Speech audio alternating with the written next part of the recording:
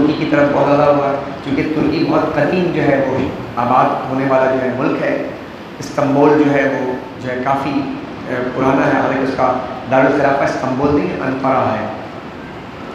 تو وہ جو ہے استنبول بہت زیادہ جو ہے یوں سمجھ لیں اسلام کے حوالے سے ایک بہت مرکز رہا ہے سلطنت عثمانیہ کا، تو لوگ وہاں جاتے ہیں، تو وہاں پہ تو زیارتیں ہیں اور اپنی جگہ اچھی بات ہے، لیکن یہ جو علاقے ہیں جن علاقوں میں عذاب اللہ کا آیا، یہاں پہ ہمیں اسلامی نقطۂ نگاہ کو رکھنا چاہیے کہ رسول پاک صلی اللہ علیہ وسلم نے اپنے غلاموں کو اس جگہ پر جانے کے کچھ طریقے بتائے ہیں کہ یہاں پر آپ نے کیا کرنا ہے، لہٰذا جب بھی آپ کا گزر ہوا، کبھی آپ کا جانا ہوا، تو آپ نے کیا کرنا ہے۔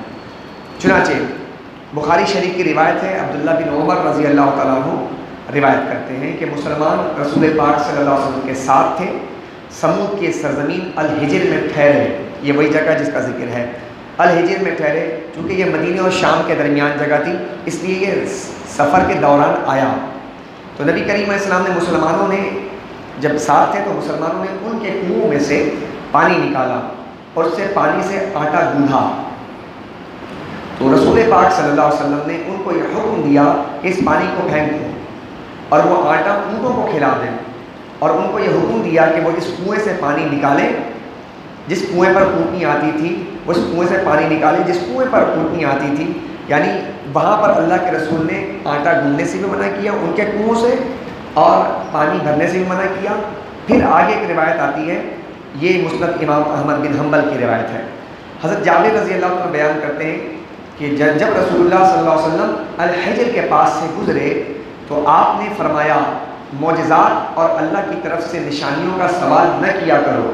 وہاں پر آپ نے نصیحت فرمائی، اس پورے انوائرمنٹ کے اندر، اس پورے ماحول کے اندر صحابہ کرام کو کیا بتایا کہ یہ ماحول کون سا ہجر کا ماحول ہے، اور یہاں پر کیا ڈیمانڈ رکھی تھی قوم سمود نے، کیا آپ اس پہاڑ کے پیچھے سے اونٹنی نکلوا دیں، وہ بھی گابھن ہو اور آ کر وہ یہاں پر بچے جنیں، اور پھر ہم دیکھیں تو آپ کا موضوع مان لیں گے۔ تو یہ چونکہ معجزے کی ڈیمانڈ کی تھی تو رسول پاک صلی اللہ علیہ وسلم نے اپنے اصحاب سے کیا فرمایا، معجزات اور اللہ کی طرف سے نشانیوں کا سوال نہ کرو، نہ کیا کرو، کیونکہ حضرت صالح علیہ السلام کی قوم نے ان کا سوال کیا تھا، بس وہ اونٹنی اس راستے سے آتی تھی اور اس راستے سے جاتی تھی، پھر انہوں نے اپنے رب کے حکم کی نافرمانی کی اور اس اونٹنی کی پونچھیں کاٹ ڈالی، تو ان کی ایک گرج والی چیخ نے پکڑ لیا انہیں۔ سو آسمان کے نیچے جتنے بھی لوگ تھے یعنی اس وقت موجود تھے، تو فرمایا اللہ تعالیٰ نے ان سب کو ہلاک کر دیا، ماں سوائے ایک شخص کے جو اس وقت اللہ کے حرم میں موجود تھا۔ کہا گیا یا رسول اللہ وہ کون تھا؟ آپ نے فرمایا وہ ابو رغال تھا۔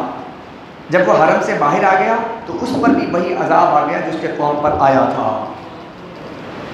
ایک قوم لوط کے حوالے سے یہ آپ نے سنا تھا کہ قوم لوط علیہ السلام ان کے قوم کا ایک شخص حرم آیا تھا، تو اس نشان زدہ پتھر جو تھے وہ اللہ تعالیٰ نے انہیں مارے تھے، اور ہر ایک کا نام پتھر پر لکھا ہوا تھا۔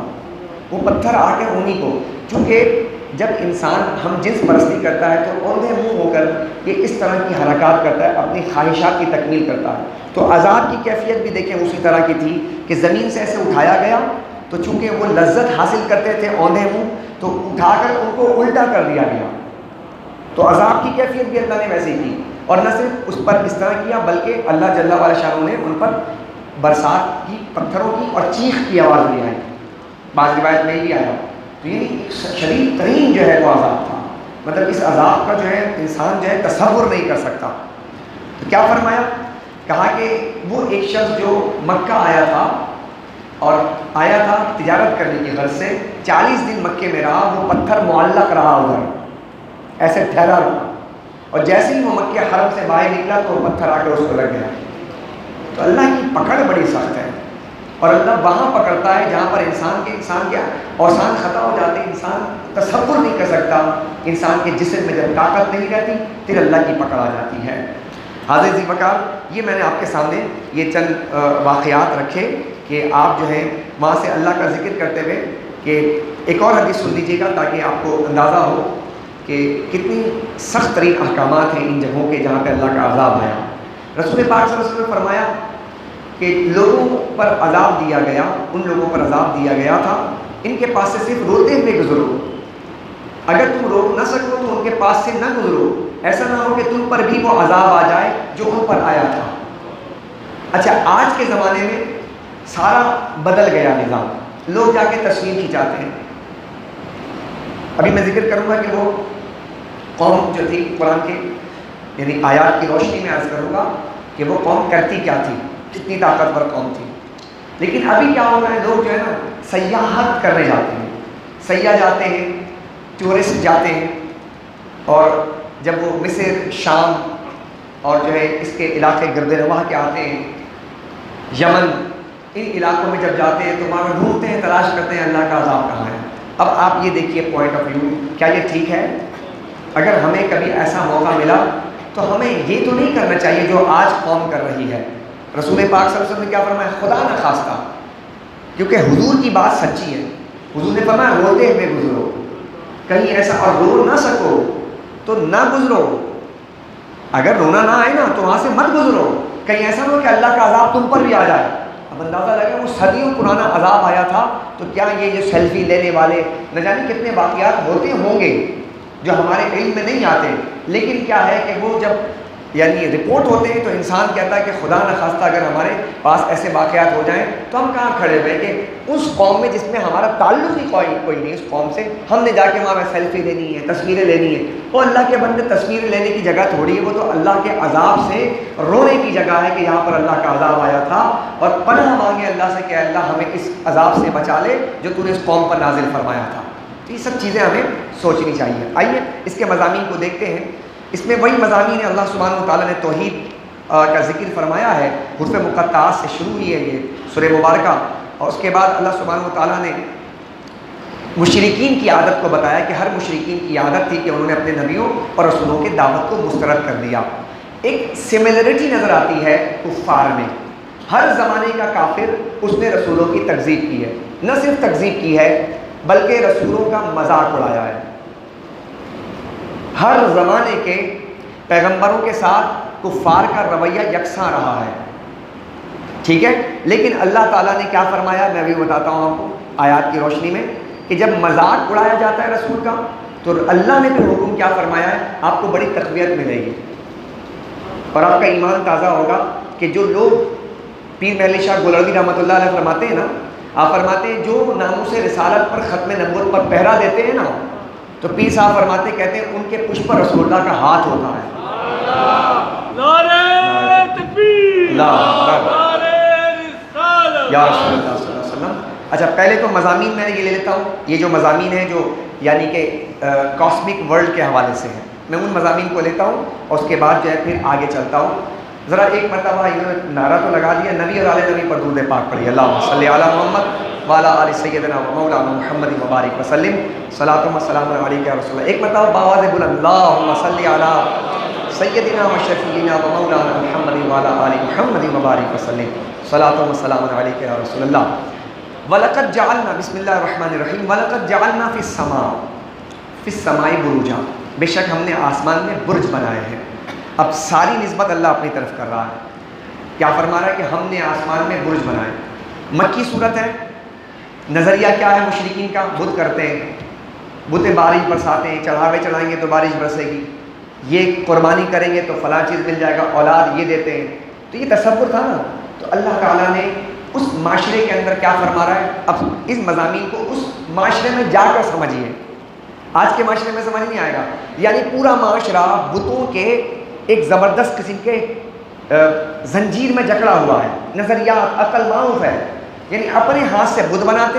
حالت یہ تھی کہ 2 پتھر لیتے تھے استنجا کے لیے، یعنی اس قدر رچ بس گیا تھا ان کے ذہنوں میں بت پرستی کہ 2 پتھر استنجا کے لیے لیتے، ایک سے استنجا کرتے دوسرے کی پوجا شروع کر دیتے، اس سے رچ بس گیا تھا ان کے اندر۔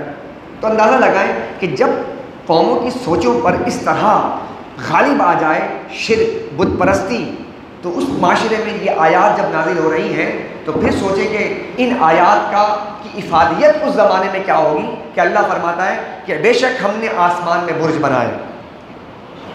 یعنی ان کا جو نظریہ تھا بتوں کا، تو کہا یہ نہیں کرتے، یہ برج بنانے والے ہم ہیں۔ برج کسے کہتے ہیں؟ عمارت کو کہتے ہیں۔ برج کسے کہتے ہیں؟ گنبد کو کہتے ہیں۔ برج تو اللہ نے آسمان، یہ آسمان گنبد کی طرح ہے، تو فرمایا گنبد بنائے، ہم نے عمارت بنائی، اور ایسی عمارت کے بغیر کسی ستون کے ہم نے قائم کیا ہے۔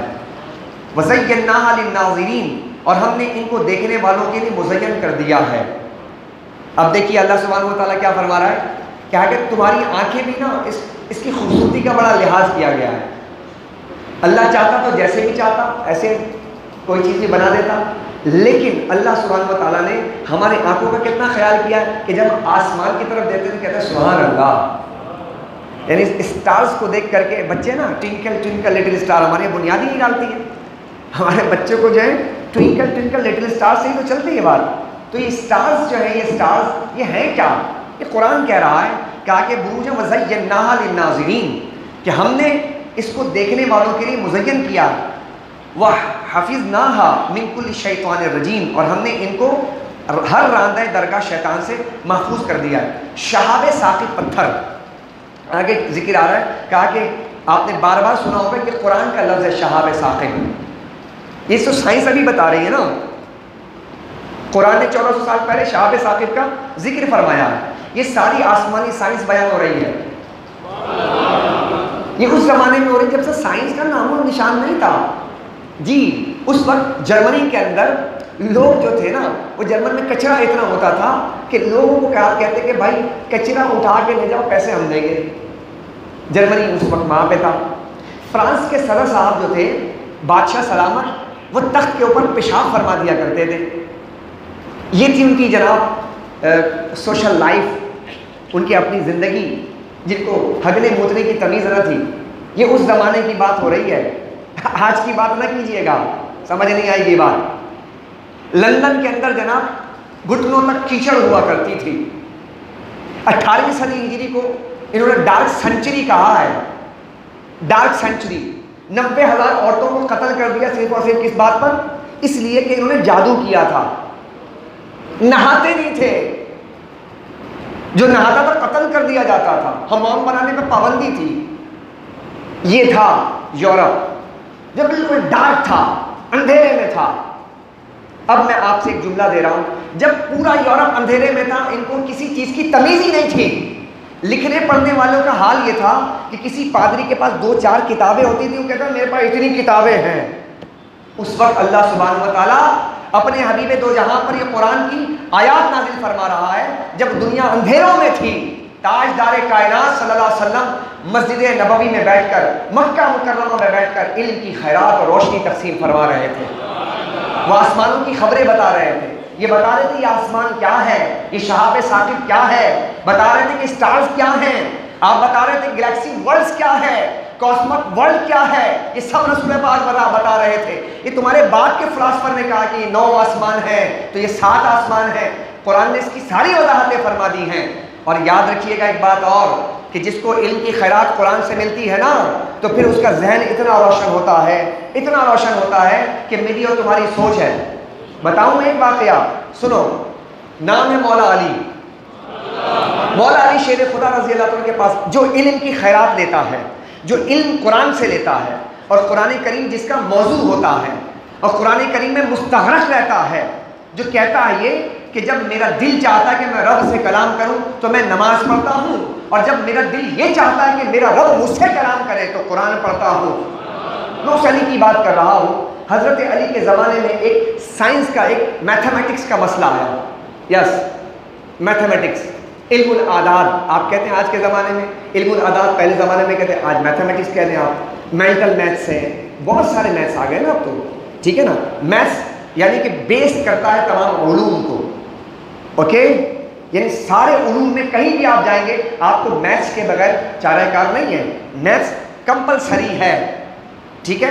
اس میں ڈیوائڈ ہے، اس میں آپ ضرب کرتے ہیں، تقسیم کرتے ہیں، آپ اس میں مائنس کرتے ہیں، پلس کرتے ہیں، یہ طریقہ ہے نا۔ اسی لیے حضرت عمر بن خطاب فرماتے ہیں تمام علوم جو ہے نا، ان تمام علوم میں 9% جو ہے نا وراثت کے مسائل ہیں، اور جس نے وراثت کے مسائل حاصل کر لیے اس نے علوم میں سے 10 میں سے 9 حصہ اس نے علم حاصل کر لیا۔ اور قرآن کریم فرقان حمید 5ویں پارے چوتھے پارے کے اندر، اینڈ کے اندر پورے وراثت کی تمام تقسیم کاری کو بیان کر رہا ہے۔ تو جو علم قرآن سے لے رہا ہوگا تو اس کا ذہن کیسے کھلتا ہے آپ کو بتاتا ہوں۔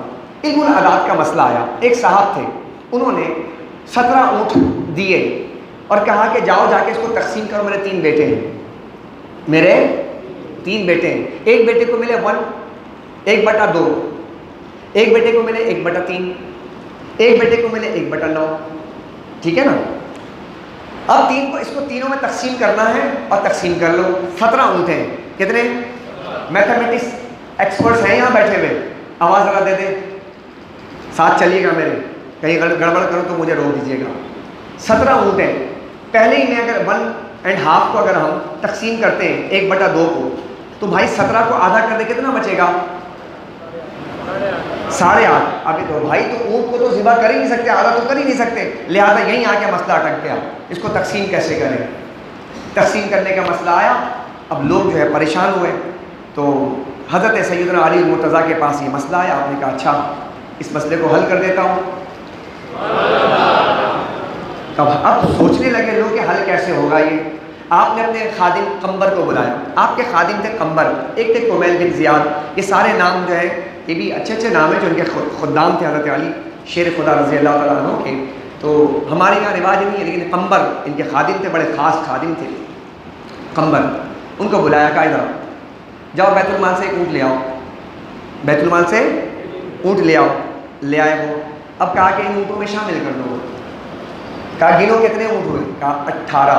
جی بولے, ساتھ چل رہے میرے.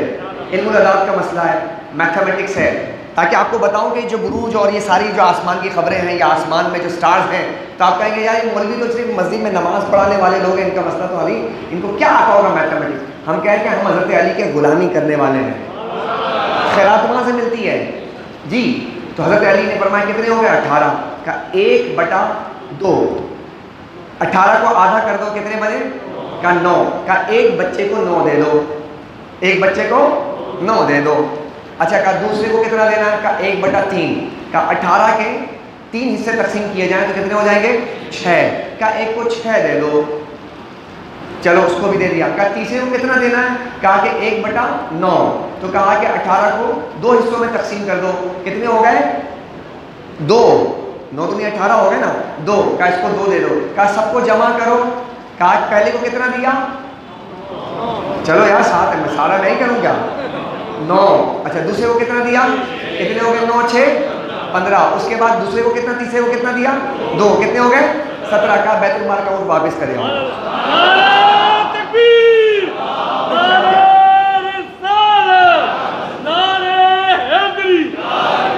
اب دیکھیں یار, اب ہے نہیں متحیر العقول بات یار.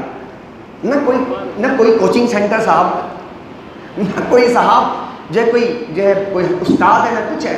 لیکن آپ دیکھیں کہ مسائل آتے تھے اور مسائل حل ہو جاتے تھے. کہ کیسے ہوتا ہے, کبھی سوچا ہے آپ نے؟ غور تو کریں کبھی آپ. یہ ہوتا ہے جب آپ کے پاس علم قرآن آ جائے گا نا تو سب کچھ آ جائے. یہی بات اعلیٰ حضرت کے والد نے ان کو سمجھائی. ان کو شوق لگ گیا. کیا کہنے لگے؟ ابا جان میں میتھ پڑھوں گا. آپ نے کہا بیٹا نہیں یہ مت پڑھو بھی, تم قرآن و حدیث پڑھ لو, اللہ اس کی برکت سے سب سکھا دے گا. باپ ہو تو ایسا ہو. لہٰذا اعلیٰ حضرت امام اہل سنت فاضل بریلوی رحمۃ اللہ تعالیٰ علیہ, انہوں نے جناب قرآن و حدیث سیکھا, اور سیکھنے کے بعد جناب جو ان کا ذہن کھلا ہے تو اللہ اکبر کبیرہ, کہ میتھس کے وہ مسائل, سر ضیاء الدین جو تھے وہ جرمنی سے جو ہے میتھ سیکھ کر آئے تھے, ان کا مسئلہ ہی حل نہیں ہو رہا تھا. وہ کہنے لگے مجھے دوبارہ جرمنی جانا ہوگا اس مسئلے کو سیکھنے کے لیے, حل کرنے کے لیے اپنے استادوں کے پاس. تو پھر انہوں نے کہا کہ سلیمان بہاری رحمۃ اللہ تعالیٰ علیہ, سید سلیمان بہاری علی گڑھ یونیورسٹی کے تھے, تو انہوں نے کہا کہ آپ چلیں ہمارے حضرت جو ہے وہ مسئلہ حل کر دیں گے. کہا کہ حضرت کیسے مسئلہ حل کریں گے, ہمارے تو جرمنی سے پڑھنے والے میتھمیٹکس سے میں نے PhD وہاں سے کیا ہے, حضرت کیسے کریں گے؟ کہا چلو تو ذرا صحیح. اب دیکھیں صاحب وہ لے کر آئے, بریلی شریف آئے, تو بریلی میں منظر اسلام جو مدرسہ ہے وہاں پہ تشریف لائے. تو کہا کہ کیسے آنا ہوا؟ کہ حضرت یہ میتھ کا ایک مسئلہ تھا, اس کو جو ہے حل کرنا تھا, یہ جانا ہے جرمنی ان کو اس مسئلے کا حل کے لیے. کہا دکھاؤ کیسا ہے. تو غالباً مجھے یاد پڑ رہا ہے عصر کی نماز کا وقت تھا, تو نے کہا اچھا دکھاؤ. آپ نے دیکھا, دیکھنے والا ایسے ایسے حل کر کے دے دیا, کہ یہ لو حل ہو گیا. تو حل, سلوشن, حل وہ ہمارے علماء کے پاس ہوتا ہے, بشرطے کہ اس علم کو صحیح سے حاصل کیا جائے, پڑھا جائے. میرے کل کے تقریر کا عنوان یا درس کا عنوان بھی یہی تھا کہ ہم اپنے بچوں کو سکھائیں ان کے علم میں پختگی پیدا کریں. ہمارے بچوں کے علم میں پختگی نہیں آ رہی ہے, بچے صحیح سے پڑھ نہیں رہے ہیں. بھائی ایک آپ کوئی ٹاپک لیجئے بھائی, چلیے آپ کا مائنڈ سیٹ کیمسٹری کی طرف ہے, آپ کیمسٹری پڑھیے, کس نے منع کیا مت پڑھیں آپ کا مائنڈ سیٹ جو ہے زولوجی کی طرف ہے, آپ زولوجی کی طرف جائیں. آپ کا مائنڈ سیٹ, آپ کا ذہن, آپ کا فہم باٹنی کی طرف جاتا ہے, آپ باٹنی کی طرف چلے جائیں. میڈیکل سائنس کی طرف جاتا ہے, میڈیکل سائنس کی طرف جائیں. کیمسٹ کی طرف جاتا ہے, کیمسٹ. انجینئرنگ کی طرف جاتا ہے, انجینئرنگ. کتنے سارے علوم ہیں, آپ جائیں کیجیے, کوئی مسئلہ تو نہیں ہے. خدمت خلق کرنا ہے. اگر یہ خدمت خلق کے جذبے سے آپ جب جائیں گے تو انشاءاللہ اللہ تبارک و تعالیٰ آپ سے اسی شعبے میں آپ سے خدمت لے لے گا. کیا دنیا میں اور لوگوں نے خدمت نہیں کی ہے؟ اللہ اکبر, بڑے بڑے لوگوں نے, جابر بن حیان نے خدمت نہیں کی ہے. البیرونی نے جناب یہاں ملتان کے ایک پہاڑ کے اوپر پوری دنیا کا جو ہے نقشہ یعنی پیمائش کر کے بتا دیا کہ پوری دنیا کی پیمائش کیا ہے.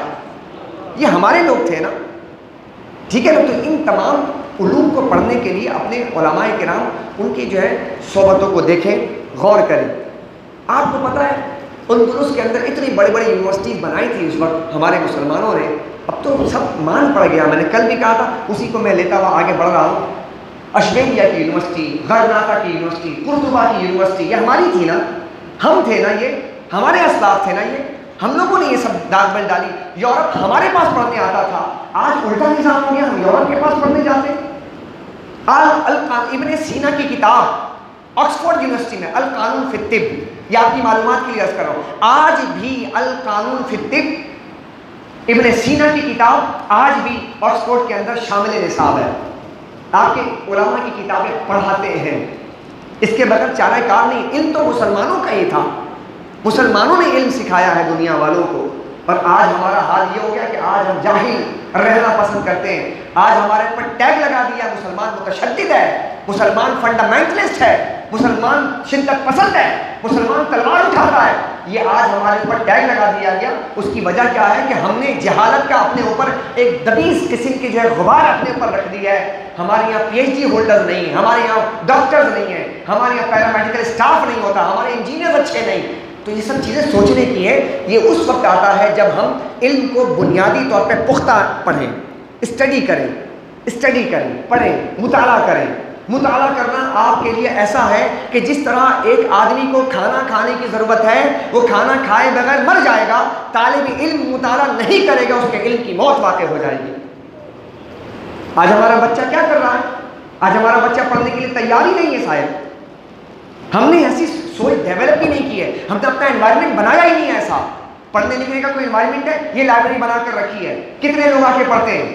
آج یورپ پھر بھی آپ جتنی گالیاں دیں ان کو, آج پورا یورپ آج اس کو اسٹڈی کا ایک ایسا فوبیا ہوا پڑا ہے کہ ہر بچہ, ہر نوجوان, ہر بوڑھا کتاب لے کر پڑھتا ہے.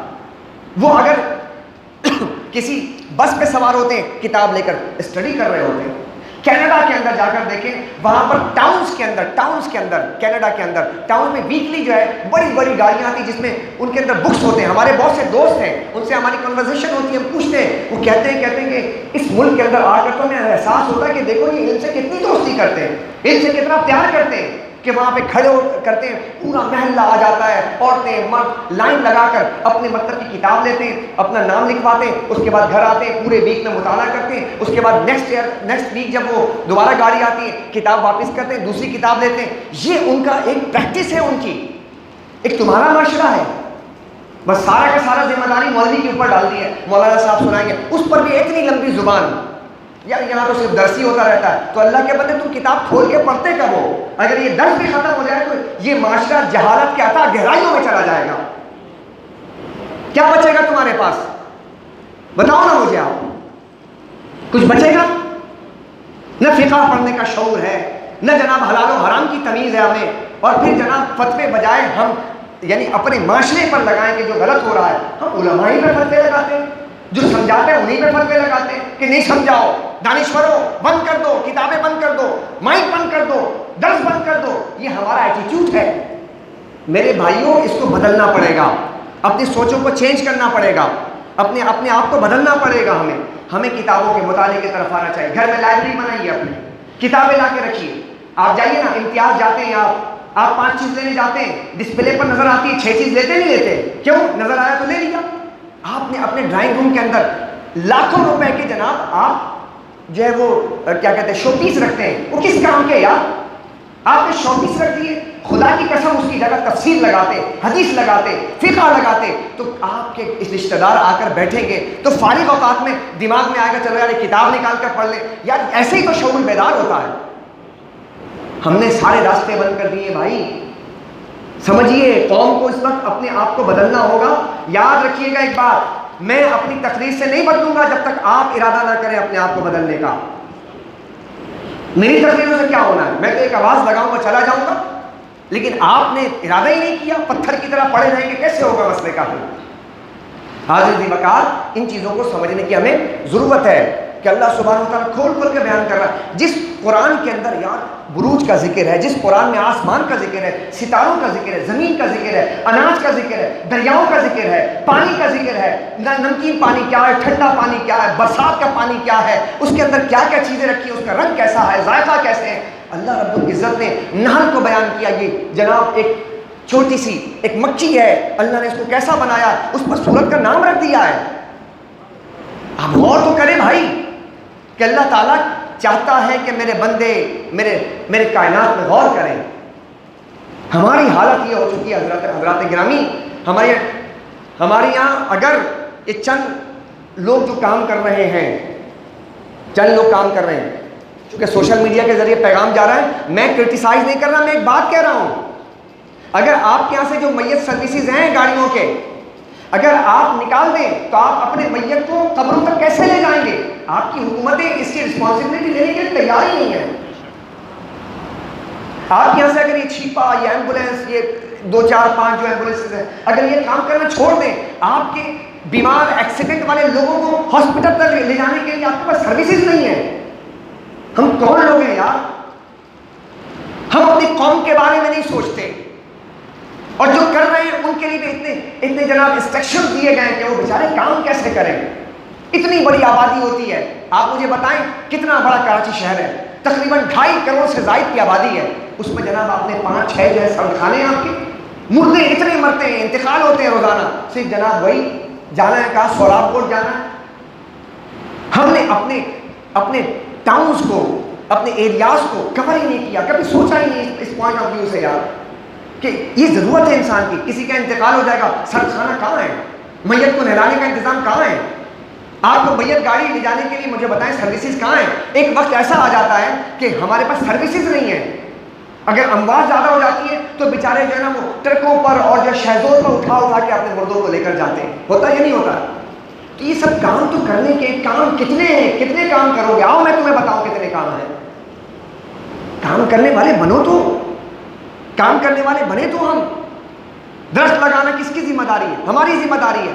کیا مجھے بتائیے ہمارے انتقال شدگان کے نام پر درخت لگا دیے جائیں، اس پر چڑیا آ کر بیٹھے گی، کیا یہ صدقہ نہیں ہوگا؟ 2 بینیفٹس ہیں، ایک تو یہ کہ جو چڑیا آ کر کھائے گی تمہارے باپ یا تمہاری ماں کو صدقہ ملے گا، ثواب بھی ملے گا، اور دوسرا آپ کا پورا انوائرمنٹ، ماحولیات چینج ہو جائے گا۔ بہت سارے کام ہیں کرنے کے، لیکن ہمیں کیا ہے، پیٹ سے سوچتے ہیں کھانا کھانا ہے، مٹھائی کھانی ہے، بریانی کھانا ہے، باپ کا انتقال ہو جائے تو اس وقت بھی بریانی کھانی ہے۔ یہ ہے ہماری حالت۔ ماں کا انتقال ہو جائے تو جناب ٹینٹ لگا کر کے اور بیٹھے میں شرم نہیں آتی ہمیں، ہنستے ہا ہا ہا ہی ہی ہنستے، بریانی کھاتے اور اس وقت گوشت ڈھونڈ رہے ہوتے ہیں۔ یار یہ وہ مقام ہے اگلے کے ماں کا انتقال ہوا پڑا ہے، ہم وہاں جا کے بوٹیاں ڈھونڈ رہے ہیں۔ معاشرہ کہاں جا چکا ہے؟ سوچئے کبھی اپنے آپ سے، پوچھئے کیا ولیمے میں آئے کھانا کھانے کے لیے؟ پہلے زمانے کے اندر ہم نے سب نظام بدل کر رکھ دیا ہے۔ ایک زمانہ ایسا تھا کہ لوگ اس گھر کے اندر پکا کر لایا کرتے تھے، آج وہ بیچارہ پکوان سے پکا کر کھلا رہا ہوتا ہے۔ یہ کون سا معاشرہ ہے یار؟ کس معاشرے کی تم بات کرتے ہو؟ اپنے آپ کو پڑھے لکھے کہتے ہو، اپنے آپ کو سمجھدار کہتے ہو، یہ سمجھداری ہے؟ جس نبی نے کہا 3 دن تک سو جاؤ اس کے گھر کے اندر، جا کے اس کو سینے سے لگاؤ، اس کو حوصلہ دو، اس کے باپ کا انتقال، اس کی ماں کا، اس کی بیٹی کا انتقال ہو گیا، اس کی بیوی کا انتقال ہو گیا، شوہر کا انتقال ہو گیا، سینے سے لگاؤ۔ ہمیں کھانے پر ہر وقت کھانا، پوری قوم، اسی لیے حکیم صحیح نے ٹھیک کہا تھا، مت دکھاؤ چینلوں پر کھانے، یہ پوری قوم کھانے پہ لگ جائے گی۔ خدا کی قسم اس کی بات ٹھیک نظر آتی ہے۔ کیا رمضان، کیا محرم، کیا شادی، کیا بیاہ، کیا مرنا، کیا جینا، اس قوم کو خالی کھانا چاہیے بس. مر گئی ہے کھانے میں یہ قوم. ارے جس نبی نے پیٹ میں پتھر مارے تھے وہ قوم کھانے میں لگ گئی. جس نبی کے گھر میں کئی کئی مہینے چولہے نہیں جلتا تھا، شرم سے دور مرو. اس میں ہم لڑتے ہیں، اس میں باتیں بناتے ہیں ہم. جا کے دیکھو محمد رسول اللہ کے گھر کی حالت. فاطمہ الزہرا کے نام پہ منقبت پڑھنے والوں، حضرت علی کے گھر نام پہ جناب منقبت پڑھنے والوں، اس کے تن پہ کپڑا پہننے کے لیے پیسہ نہیں تھا، اپنے تلوار کو بیچ کر اپنے جسم پر کپڑا پہن رہا ہے. آج ہماری حالت کیا ہے یار؟ سوچئے گا کبھی اس بارے میں. ہم نے دین کا پورا نظام بدل کر رکھ دیا ہے.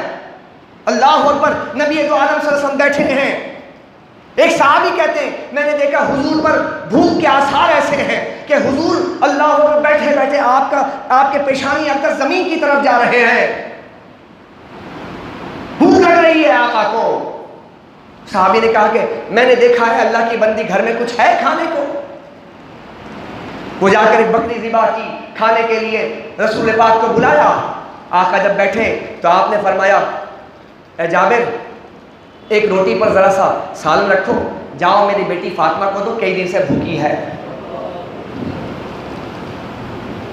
یار کون سے لوگ ہیں ہم؟ ہماری زندگیوں کا محور صرف کھانا، صرف پینا.